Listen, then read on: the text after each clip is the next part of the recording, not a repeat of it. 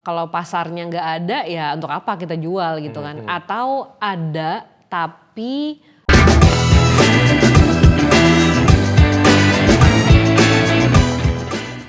Oke, halo Sobat Prakerja, balik lagi di podcast Jadi Bisa, sebuah podcast dari program Kartu Prakerja, program pemerintah yang ditujukan untuk meningkatkan kompetensi Angkatan Kerja Indonesia dalam bentuk bantuan pelatihan.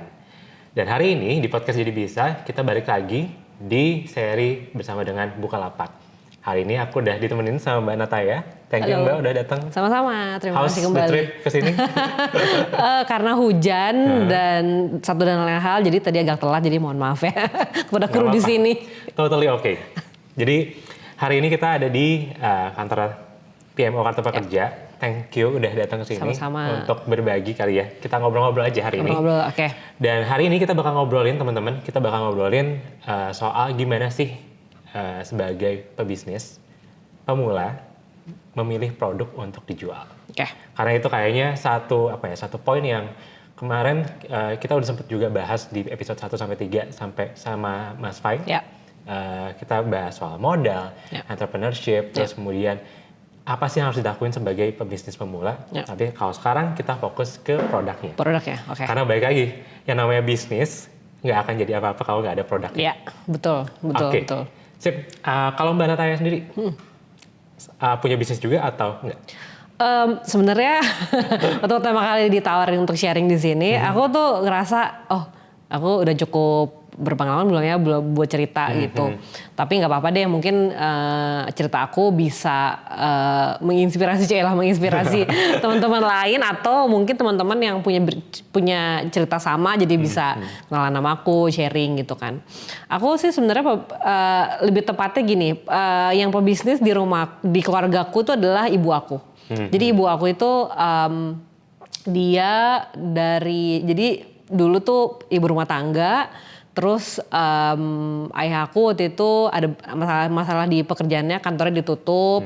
Terus jadi harus cari kerja. Jadi ibuku memutuskan kayaknya saya harus kerja nih untuk bantuin suami menghidupi anak-anak gitu kan. Akhirnya ibu saya bikin bisnis. Alhamdulillah sih bisnisnya besar.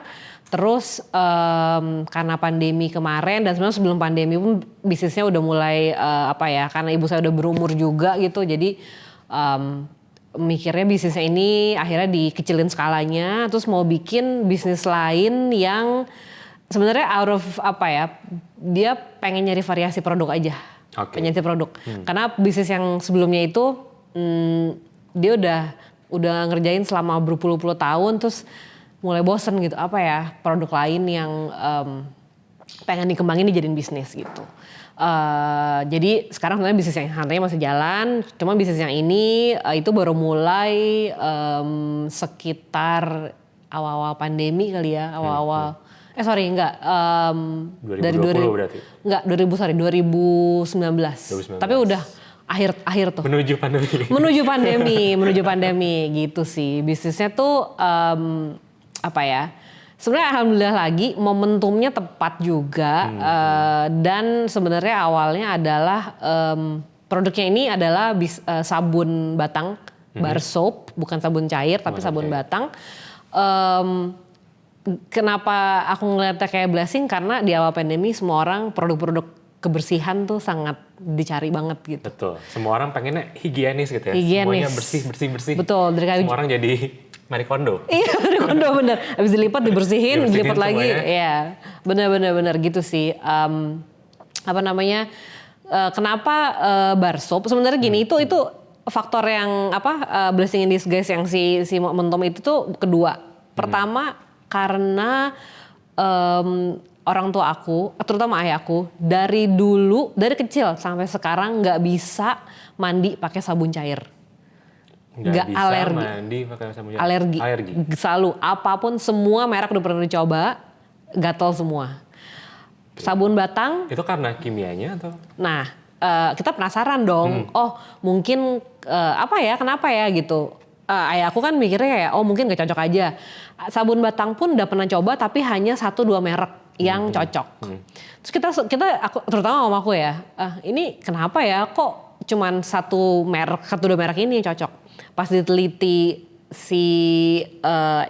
kandungannya ternyata ada beberapa bahan kimia yang sebenarnya nggak bukan yang ilegal, tapi ternyata alergi gitu. Mamaku, mamaku kayaknya ini nih, karena semua sabun itu ada kandungan itu, kayaknya ini nih yang bikin kamu alergi kata mamaku gitu. Kayaknya ini nih, oke. Terus pas lagi di tengah-tengah lagi diteliti, mamaku kok lama-lama dia sama juga pakai sabun cair apapun, sabun batang yang merek itu pun dia nggak bisa. Nggak cocok. Terus dia mikir, kayaknya bikin sendiri aja apa ya? Kalau emang produk itu nggak ada di pasaran, kita ciptakan aja. Mikirnya gitu kan, ibu-ibu kan kayak nggak mau repot deh, udah kita bikin sendiri aja. Terus mamaku mikir bikin sabun batang deh, karena biar eco-friendly juga. Kan nggak ada kemasan kan, sabun batang ya udah habis gitu kan, nggak ada meninggalkan packaging. Terus ya udah mamaku akhirnya sebenarnya mamaku tuh termasuk ibu-ibu yang lumayan tech savvy karena dia suka nonton YouTube, browsing, lihat forum. Jadi penting ya, ibu-ibu tetap harus banget update gitu ya. Harus banget. Boleh ketinggalan zaman. Nggak boleh, karena ini nanti akan ceritanya lebih lanjut. Teknologi itu penting juga buat pemasaran produk gitu. Aku untungnya juga tipe ibu-ibu yang nggak mau diem deh, nyari nonton YouTube, suka nonton tutorial apa, sosial media main. Instagram akhirnya main demi jualan ini. Tadinya dia nggak pakai. Akhirnya ke-push harus berkembang. Iya, harus ke-push untuk karena jadi mundur sedikit ya. Akhirnya mamaku ikut nonton tutorial bikin sabun batang. Terus nemu di suatu forum, ada yang ini nih bikin kelasnya private. Dia ngajak aku ikutan. Ternyata bikin sabun itu lebih susah. Bikin sabun tuh kayak baking kali ya, harus presisi ya. Kalau ada yang salah satu, bubar semuanya. Aku akhirnya belajar dari situ, kelas, terus diterusin lagi sama nonton YouTube, nanya sana sini, ikut forum juga. Akhirnya jadi tuh sabunnya. Jadi dicoba dulu. Cocok nih alhamdulillahnya gitu. Oh iya ini dia nih. Terus sama papaku udah bikin terus aja, kita gak usah beli sabun lagi gitu. Terus mamaku akhirnya kayak menyempurnakan. Jadi deh, terus dia bilang kayaknya ini udah siap dijual aja apa ya gitu. Kayak karena mamaku tuh kayak ngepost di WA, teknologi WA. Dia ngefoto-foto, teman-temannya nanya, itu sabun apa gitu. Terus mamaku cerita, ini sabun buatan saya sendiri. Kenapa bikin? Karena saya butuh sabun yang cocok sama saya dan di pasaran nggak ada, saya ciptakan aja. Ayo udah terus, boleh deh cobain. Mamaku ngasih sampel, terus mereka cocok juga ternyata di luar sana nggak cuma orang tua aku yang punya masalah dengan alergi bahan kimia di sabun. Akhirnya banyak yang pesan, udah jual aja deh sama dia. Akhirnya mau aku dijual. Awalnya cuman kayak cuman dibungkus aja gitu, terus dijual. Harganya juga berapa ya? Harganya mamaku nggak mau mahal-mahal sih. Jadi segini aja gitu. Terus dijual, terus mama banyak pesanan. Kita mesti bikin merek nih. Merek. Dikasihlah merek. Packagingnya juga kita pikirin gimana. Nyari-nyari di Pinterest dulu kan. Pinterest. Logo kebetulan ayah aku yang desain, karena ayah aku kebetulan orang desain gitu. Jadi udah deh nggak usah nyewa desainer, ini bapak bikinin. Jadi deh itu sabun, terus ditentuin ini variannya A, B, C gitu. Dan ini sabunnya natural, alami banget, eco friendly, halal, nggak pakai animal ingredients, nggak pakai produk binatang dan cruelty free juga tentunya. Karena kebetulan aku tuh juga kalau nyari skincare dan makeup itu nyarinya yang cruelty free gitu. Kalau perlu vegan. Udah jadi value yang emang dicari gitu. Iya, aku sama mamaku dari awal kita komit ya. Kita pokoknya bikin produk yang bener-bener alami. Pewarna aja kita nggak pakai Mas, karena beberapa orang ada yang alergi sama pewarna dan pewangi. Jadi pewanginya itu pewangi alami, essential oil. Sama ada fragrance oil, cuman fragrance oil juga masuknya alami juga sih gitu. Lengkap banget. Lengkap banget dari awal tadi. Gimana cara ketemu sama bisnisnya, sama produknya, terus kemudian ngembanginnya gimana. Tapi aku tarik dikit kali ya. Boleh. Tarik dikit ke, tadi kita udah ngobrol, ternyata sebenarnya nyari produknya itu dari lingkungan terdekat. Betul. Dari kebutuhan sendiri. Betul. Tapi seberapa penting sih kita ngeliat kebutuhan pasar ketika kita mau mengembangkan atau membuat sebuah produk? Penting banget sih. Karena kalau pasarnya nggak ada ya untuk apa kita jual gitu kan. Atau ada tapi kecil banget bisnis kita jadi berkembangnya antara nggak berkembang atau lama.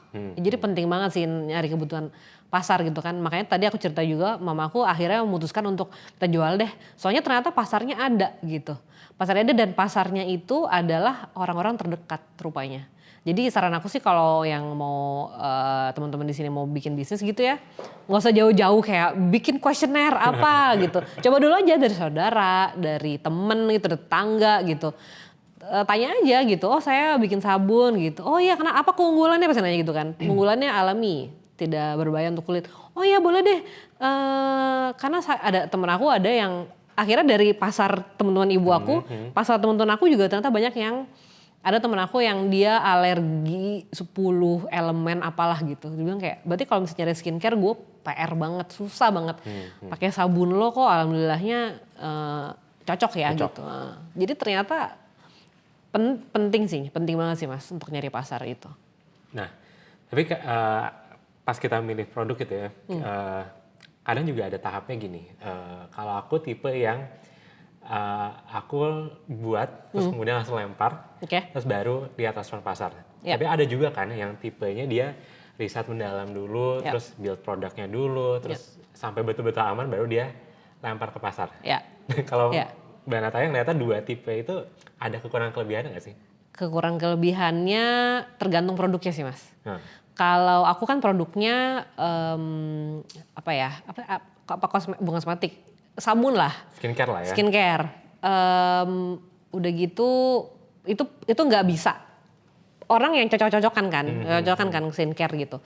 Beda sama baju atau topi atau tas yang ya udah kalau misalnya pakai nggak cocok ya nggak membahayakan misalnya nggak bikin kulit iritasi apa gitu kan. Kalau aku kan produknya yang orang kena ke kulit langsung dan takutnya ada efek ke kesehatannya juga. Jadi nggak mungkin banget nggak trial error. Mamaku tuh trial error ada kali 3 bulan gitu bikin terus tiap hari bikin sabun. Ada yang kelembekan lah, ada yang wanginya kekencengan, ada yang bentuknya jelek gitu. Jadi trial. Tapi kalau misalnya teman-teman ada yang mau bikin bisnis kayak baju, sesuatu yang bukan dikonsumsi dan bukan dipakai di kulit gitu, menurut aku kalau untuk tes cek ombak sih boleh aja sih gitu.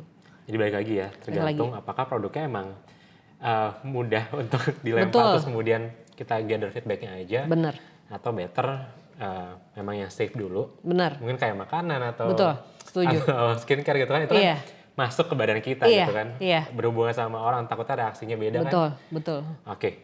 Nah, kalau di tahap product development sendiri, tadi kan sebetulnya udah dijelasin juga, product development itu nggak pendek. Itu proses yang cukup panjang sebetulnya. Seberapa jauh sih sebetulnya orang harus menjalani product development itu?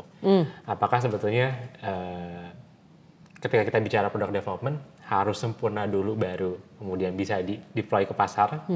Atau sebetulnya ada loh produk-produk yang ya udah di-deploy ke pasar tapi sambil kita tetap develop?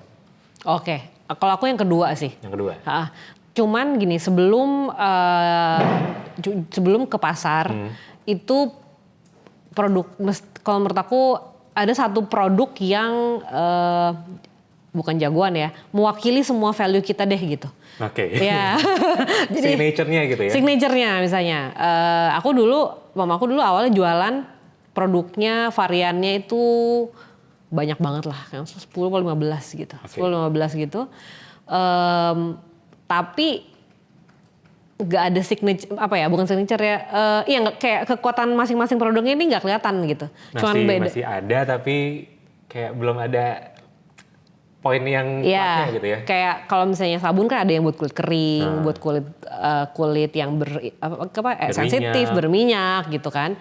Nah itu tapi ada satu produk yang bisa buat yang universal gitu, mewakili value. Jadi ini satu produk ini nggak pakai pewarna, nggak pakai pengawet, nggak pakai pewangi, nggak pakai animal derivatives. Terus aman buat semua umur, itu cukup satu menurut aku. Nah itu satu, misalnya kayak signature-nya, terus nanti kalau misalnya mau divariasiin sama varian-varian lain boleh. Nah tapi kalau di kasus aku, along the way itu akhirnya dari 15 itu, 15 itu karena masih apa ya awal-awal banget, beberapa kita eliminate sih, kita take out gitu, kita kayak ini kurang sempurna nih gitu.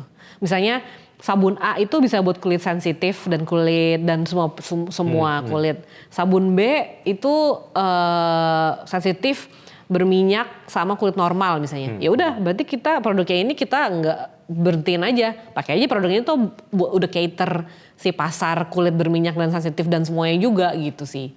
Jadi penting product development itu jalan aja sih. Soalnya apa ya, along the way nanti sepanjang perjalanan itu kita tahu mana produk yang jalan dan mana yang enggak.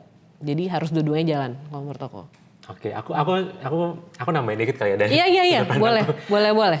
Aku juga setuju sebetulnya. Ketika kita tadi Mbak Nataya bilang, sebetulnya ada produk-produk yang kita perlu siapin dulu sebagai signature kita. Walaupun kita punya 15 itu. Karena aku juga punya pengalaman. Aku kebetulan ada coffee shop dulu. Oke. Aku buka dengan produk yang general. Iya.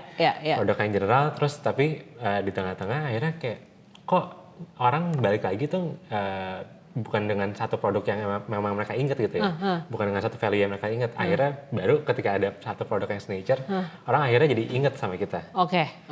Gitu. Nah, aku balik lagi ke product development nih. Iya. Kalau kita ngomongin soal produksi. Produksi itu kan erat kaitan sama SOP. Betul. Karena contohnya aku di bidang kuliner gitu kan. Untuk sampai ke satu rasa yang sama kan perlu ada SOP. Benar. Nah kalau di bisnis Nataya sendiri atau di bisnis-bisnis lain, menurut Nataya seberapa penting sih SOP ketika di tahap produksi? SOP penting banget sih, harus disiplin. Karena kalau SOP itu nggak dijalanin, akan berpengaruh ke misalnya lama produksinya, kualitas terutama.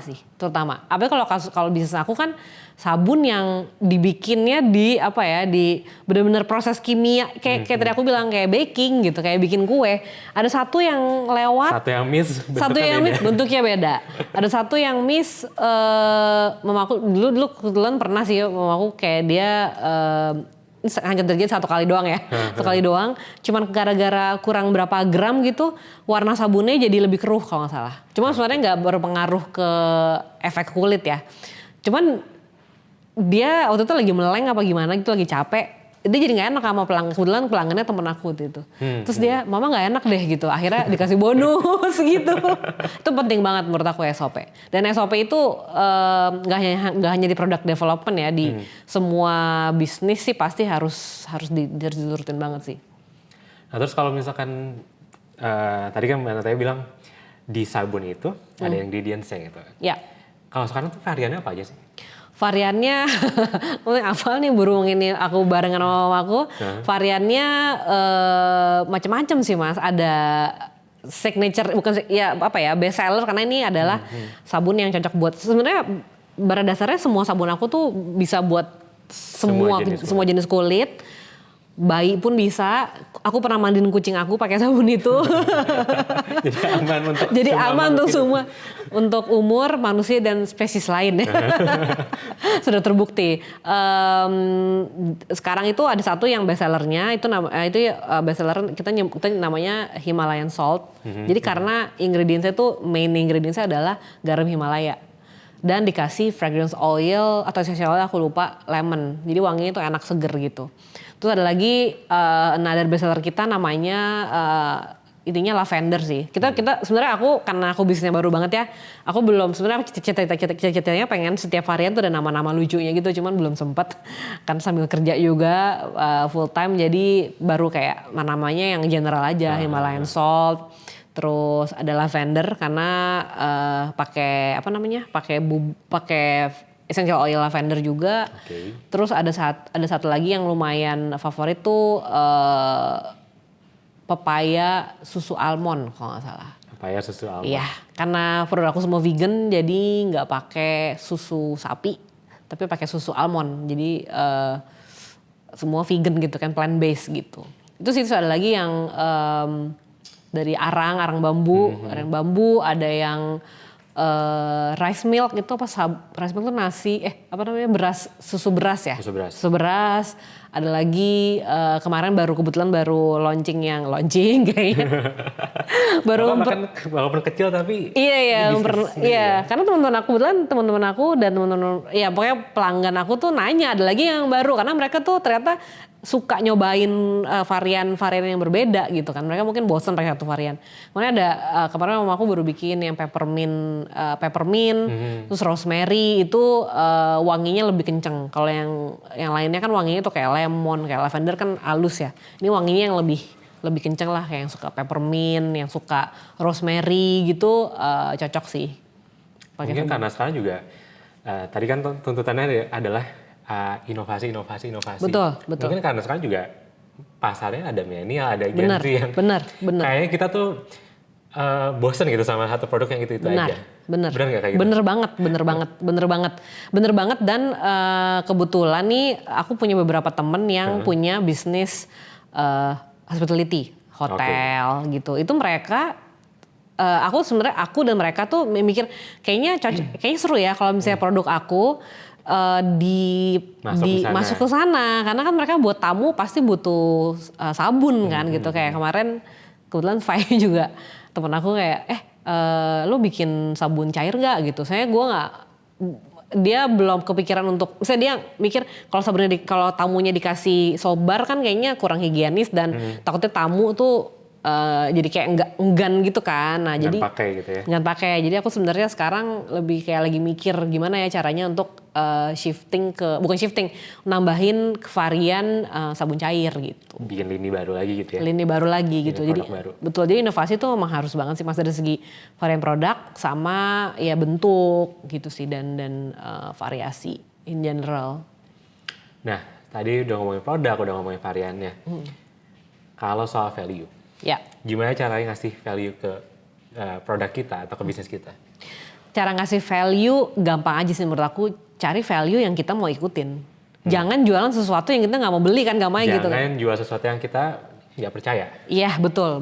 Kalau produk aku value-nya plant based, cruelty free karena kebetulan keluarga aku semuanya suka binatang, jadi kita nggak mau. Aku sendiri kalau nyari produk maunya yang cruelty free, kalau bisa yang vegan, yang alami gitu. Terutama itu sih yang kalau aku karena aku suka binatang jadi yang cruelty free. Kalau nyari di pasaran susah ya udah aku bikin sendiri dan value itu terus aku bawa gitu. Kalau orang tua aku, mama aku terutama value utamanya selain cruelty free juga pengennya yang alami, yang aman buat kulit karena dia sendiri sudah mengalami nggak enaknya pakai produk yang nggak cocok untuk kulit gitu. Jadi value yang menurut aku gabungin value yang kita percaya sama solusi yang mau kita kasih ke orang lain. Value sama solusi. Iya betul. Nah, tapi kalau Mbak Natai sendiri ngelihat, kalau sekarang kan kita ngelihat di luar gitu, banyak produk skincare yang juga vegan, yang juga cruelty free gitu. Iya. Itu kan ibaratnya sekarang kayak tren. Betul. Dan kayaknya orang juga mulai shifting ke sana, terutama sejak pandemi kan orang juga lebih cinta bumi, lebih cinta alam gitu kan. Ngelihat itu sebagai satu value yang jadi tantangan nggak sih untuk membedakan sama kompetitor-kompetitor di luar? Tantangan banget. Pelanggan aku nanya, bedanya produk lu sama produk yang lain apa yang sama-sama alami? Dan aku selalu bilang ini produk secara harfiah dibuat di rumah. Ini bisnis rumahan. Jadi mama aku tuh yang bocorin ini rahasia dapur literally ya. Jadi ada satu ruangan di rumah aku sama mama aku diubah jadi kita nyebutnya dapur sabun. Kamar sabun. Karena itu bener kamar, isinya tuh meja, ingredients tuh sama mama aku kalau kayak ngaduk sabun di situ gitu. Jadi value-nya adalah ini bukan pabrikan. Ini bener dibikin dari scratch, dari tangan orang tua aku, ibu aku sendiri gitu sih. Karena aku juga suka kayak ngeliatin bikin gitu sih. Jadi harus ada satu USP gitu ya, pembeda. Biar orang tuh juga percaya produk kita dan mau beli gitu sih untuk ujungnya. Jadi ya tadi value tadi jadi pembeda gitu ya, unique selling point. betul. Unique selling proposition itu. Proposition, iya. Jadi satu yang mutlak gitu ya. Benar. Nah, terus kalau kita ngomongin soal marketing ya. Ya. Salah satu yang aku sendiri alami sebetulnya ketika ngebangun bisnis, ketika ngomongin marketing itu menemukan channel yang tepat untuk memasarkannya, untuk mempromosikannya. Ya. Kalau Mbak Nataya sendiri gimana sih cara untuk akhirnya milih channel berjualannya yang ini, terus kemudian berpromosinya di sini gitu. Oke. Channel berjualan yang pertama dipilih sama bisnis aku itu adalah WhatsApp. Karena mamaku awalnya menyadari bahwa yang suka pakai sabun batang itu adalah ibu-ibu. Karena dari dulu, zaman dulu mungkin sepertinya masih itu salah satu, batang, betul. Jadi itu market insight yang agak nggak sengaja ditemuin sama aku, kata temen-temen banyak nih yang bisa relate gitu kan. Iya, saya juga nggak bisa nih pakai sabun cair gitu kan. Terus temen aku juga, orang tua gue juga nggak bisa lo pakai sabun cair. Oh ternyata yaudah, akhirnya kata mamaku karena ibu-ibu ini pakai WhatsApp gitu, dia punya grupnya banyak, yaudah marketingnya pertama di WhatsApp. Di WhatsApp status, WhatsApp story, di post, status segala macem. Akhirnya teman-teman orang mamaku, oh mau dong pesan cobain pesan gitu. Setelah di WhatsApp ternyata udah banyak nih. Jadi siapa yang bilang? Aku pernah denger kayaknya general juga sih. Kalau kita jualan, salah satu indikator bahwa kita harus nerusin adalah kita mulai dipesan sama orang-orang yang kita nggak kenal. Gitu. Oke, pas ada stranger, mamaku kayak ini siapa ya mama ya gitu. Mungkin di refer sama teman gitu kan. Oh ya oke. Akhirnya di WhatsApp, terus mamaku bilang, mama capek nih di WhatsApp kan nggak bisa langsung lihat katalognya dong gitu. Iya, harus satu-satu dikirimin gitu kan. Dikirimin males. Yaudah bikin Instagram deh kata mamaku gitu. Tapi mama nggak pernah main Instagram nih, caranya gimana? Nah aku sebagai yang bisa main Instagram, yaudah aku bikinin. Terus mamaku aku ajarin caranya gini-gini, balas DM kayak gini, bikin caption kayak gini, ngefoto kayak gini. Oh foto Instagram harus bagus ya? Oh iya, karena Instagram kan visual banget ya. Dan yaudah akhirnya mamaku dia googling cari YouTube cara foto yang bagus gitu. Oh, oke, cahaya harus gini. Akhirnya dia suatu pagi aku ingat banget, aku baru bangun, dia kayak di ruang tamu, terus dia kayak ngegeser-geser meja, naro props segala macam. Ini kata YouTube kayak gini caranya. Yaudah terus kayak naro ini foto kayak dari atas dari samping semua ada foto-foto. Ternyata hasilnya lumayan juga gitu. Terus di post di Instagram orang-orang pada nanyain gitu. Terus akhirnya sekarang kita secara utamanya sih jualannya di Instagram ya gitu. Utamanya dijual di Instagram, tapi tetap yang WhatsApp tetap di maintain gitu ya? Maintain banget. Oke, jadi sebetulnya milih channel jualan mungkin juga nggak perlu yang ribet-ribet. Betul. Yang paling deket sama kita dulu. Betul. Gitu ya. Dan di mana customer kita berada. Itu penting gitu ya. Penting. Jangan cuma keren-kerenan. Iya. Tapi ternyata customernya nggak ada di situ. Bener banget. Oke. Nah, aku mungkin ngulik sedikit ke tadi cerita mamanya. Iya. Walaupun itu sedikit keluar lah dari bahasan kita hari ini soal produk, tapi kalau Mbak Nataya lihat nih, ibu umur berapa kalau boleh tahu? Ibu aku lahir tahun 59 udah betul. 59 berarti sekitar hampir 70 ya? Ya kurang lebih ya. Iya. Nah itu kenapa sih ngeliatnya kok masih punya semangat untuk tetap berbisnis? Oke. Tetap ngejalanin bisnisnya dengan karya sendiri, dengan tetap tadi belajar segala macam loh, Instagram, foto-foto gitu. Oke. Alasannya karena gini, ibu aku itu dulu kan saudaranya banyak, jadi harus pilih-pilih mana yang sekolahnya tinggi. Ibu aku kebetulan cuma sampai D3, D3 sekretaris lagi, yang sebenarnya dia bilang sama aku dia tuh nggak suka. Cuman karena zaman dulu ya saudaranya banyak, oma sama opa aku, nenek kakekku harus hemat budget gitu kan. Yaudah deh ini aja yang paling tua, udah pokoknya yang penting either sekretaris atau dulu kan gini, sekretaris atau apoteker dulu katanya. Mamaku sekretaris, mamaku tuh nggak suka sebenarnya. Dia tuh pengen dulu belum tau lah dia mau kerja apa, dia pengen kerja kantoran. Sekretaris tuh nggak suka deh gitu.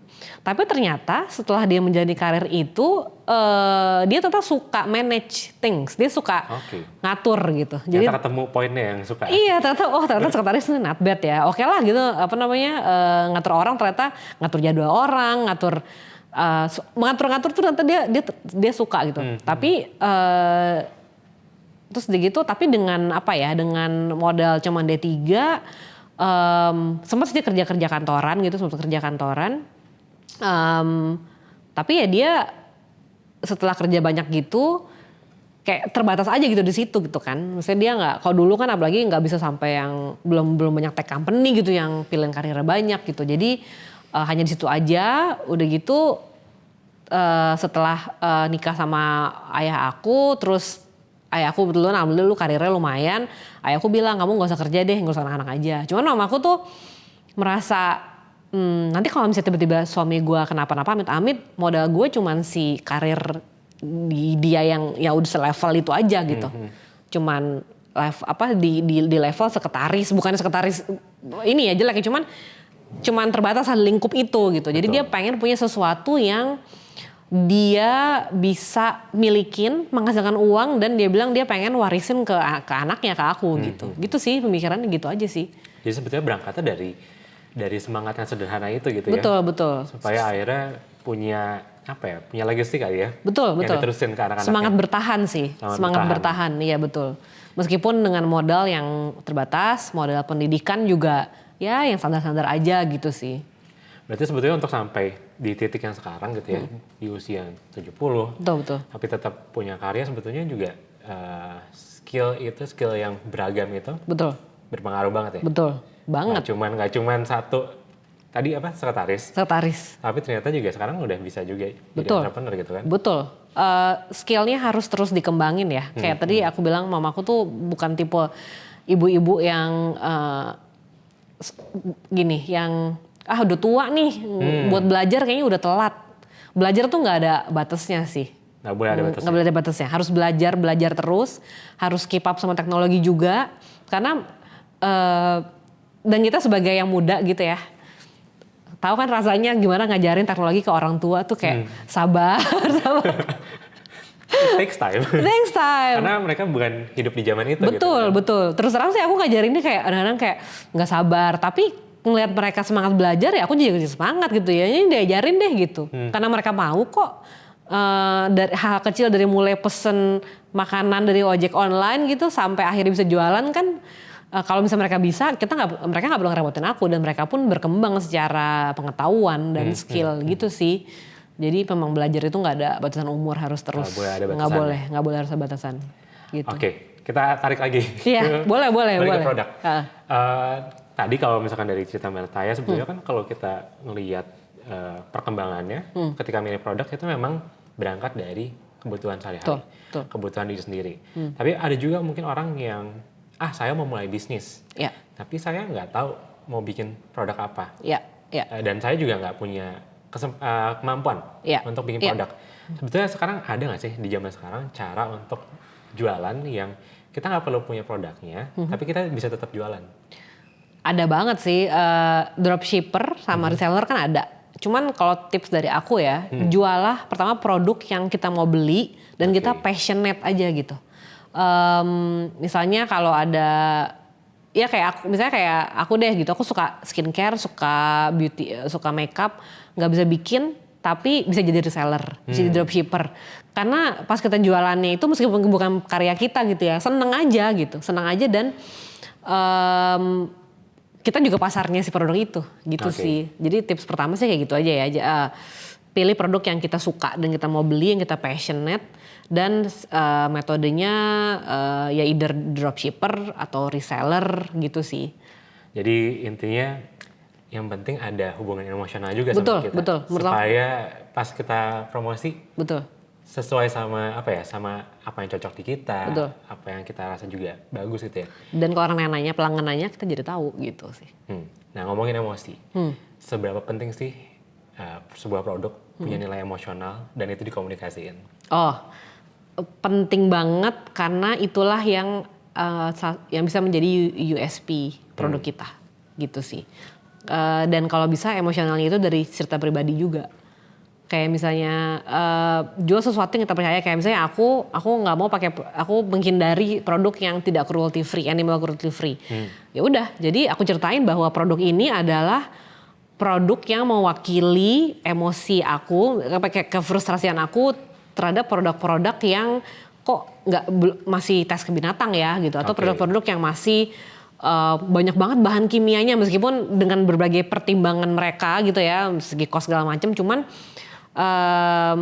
sistem emosionalnya adalah ya ini adalah pengejauhantahan produk yang emang gue mau, yang akan gue beli dan yang ideal gitu sih. Kalau nggak bisa beli, bikin sendiri aja kayak gitu sih. Jadi itu emang udah apa ya, cerita paling personal gitu ya. Betul. Udah karena sekarang juga segala sesuatu yang lebih personalized juga lebih mudah untuk nyentuh gitu ya. Banget. Kalau kita ada sisi emosi di produk itu, orang jadi kebawa, oh dari hati nih bikinnya gitu sih. Gimana caranya kita memposisikan mereka, membawa mereka ke cerita kita. Bener banget sih. Dan solusinya itu sih, ya. Oh bisa relate. Gue juga nggak mau pakai produk yang nggak cruelty free, atau gue juga susah nyari produk yang cocok sama kulit. Oh ini ada, ya udah ikut deh gitu. Jadi kayak apa ya? Jadi kayak bikin komunitas gitu loh, yang ini produk-produk cocok sama gue nih gitu. Karena punya value yang sama. Iya betul. Terakhir. The last one. Iya, boleh masih ada lagi juga apa-apa. Tagihan. Tadi kan ngomong emosional, tadi sempat nyinggung soal solusi. Ya. Harus nggak sih sebuah produk itu solutif untuk suatu masalah? Dan harus seberapa besar masalahnya? Oke. Lagi-lagi menurut aku kayaknya tergantung jenis produknya ya Mas ya. Kalau skincare, make up gitu ya, itu deket banget sama solusi karena kan cocok-cocokan. Beauty products gitu cocok-cocokan. Cuman kalau untuk jenis produk yang lain misalnya apparel gitu kan, baju kuliner gitu, menurut aku lebih ke solusi, tapi solusi akan variasi kali ya menurut aku ya, mungkin ya, variasi gitu ya. Jadi orang-orang kan kayak tadi dapat sabun yang nggak mengiritasi kulit juga oke, cuma mereka kan juga nanya-nanya varian lain gitu. Ada varian lain nggak, pengen nyobain nih gitu, bosen nih yang ini terus gitu. Pengen nyoba, iya. Nah kalau si produk-produk lain itu menurut aku solusi akan ke frustrasian orang bosen gitu. Jadi misalnya kayak baju ini aja nih, ada nggak ya jenis baju yang lain gitu, misalnya yang warnanya apalah kombinasi warnanya beda, terus bahannya misalnya waterproof. Bisa dipakai formal sama gitulah, pakai fashion kan aku juga nggak gitu paham sih. Yang bisa dipakai formal sama informal gitu sih. Jadi solusi in a way iya sih, harus ada solusi yang ditawarkan dan value yang ditawarkan gitu sih. Oke, jadi solusi itu penting dan perlu dilihat juga masing-masing bisnis tuh sebetulnya solusi apa yang pengen dilihat gitu. Bener banget. Oke, menarik banget.